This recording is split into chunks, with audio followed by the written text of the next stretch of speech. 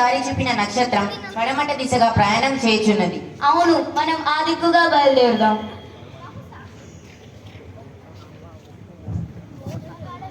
బహుశా ఆ దిశగా యూదా దేశం ఉంటుంది. ప్రవక్తయులు ఇదిగో నక్షత్రము యాకోబులో ఉదయించునని చెప్పాడు.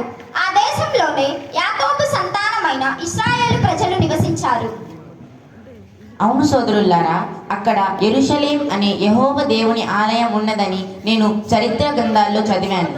ఇక ఆలస్యం ఎందుకు, ముందుకు సాగుదాం. వంటలను సిద్ధపరచండి. ఇంకా ఎంత దూరం ప్రయాణం చేయాలో, నేను బాగా అలసిపోయాను.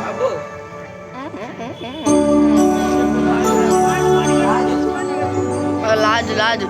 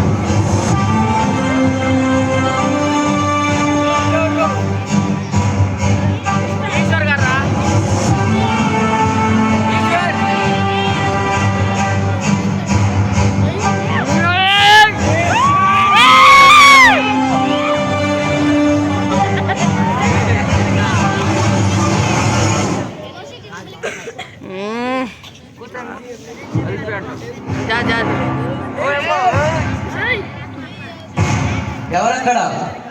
చిత్తం మహాప్రభు. చిత్తం మహాప్రభు. వెళ్ళి మహామంత్రిని ప్రవేశపెట్టము. చిత్తం మహాప్రభు.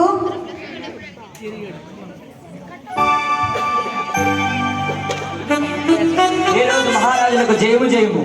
మహామంత్రి ఆశీర్వడు కండి. చిత్తం ప్రభు.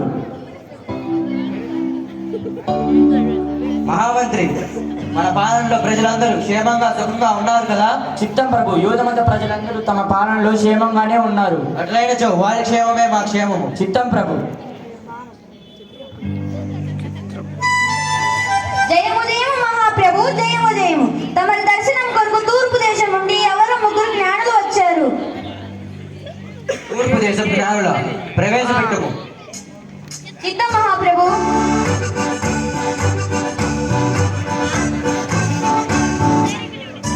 చూడు. జయము జయము మహాప్రభు, జయము జయము.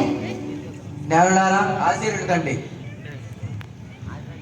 మహాజ్ఞానులారా, మీరు రాక గల కారణం?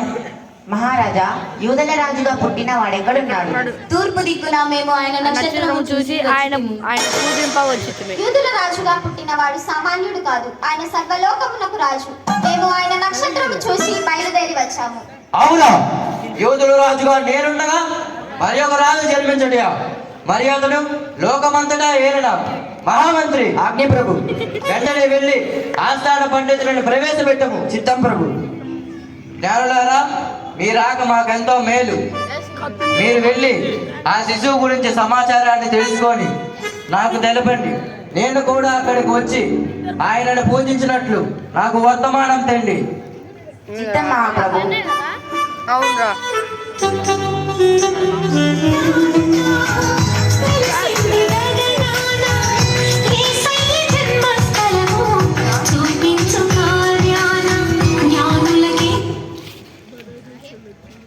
యువరోజు ప్రభులకు నమస్కారాలు.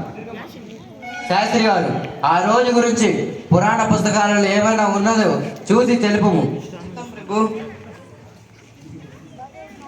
ఏలనగా యూదయ దేశము బెత్లెహేమ, నీవు యూదా ప్రధానులలో ఎంత మాత్రము అల్పమైన దానము కావు.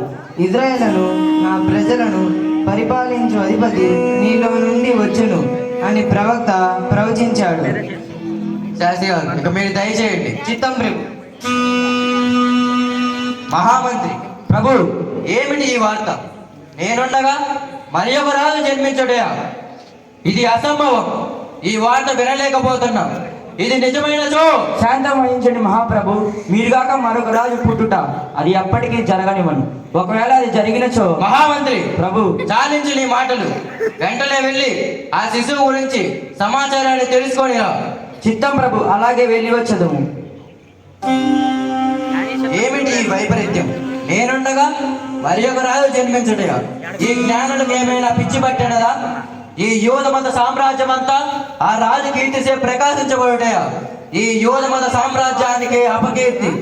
ఈ వార్త నాలో అగ్గి రేపుచున్నది. ఇక నేను సహించలేను. వెంటనే వెళ్ళి ఆ బాలుని శిరస్సు చేంద్రం గాంచి నా మనసులకు శాంతి చేకూర్చేదని. ఎవరక్కడ?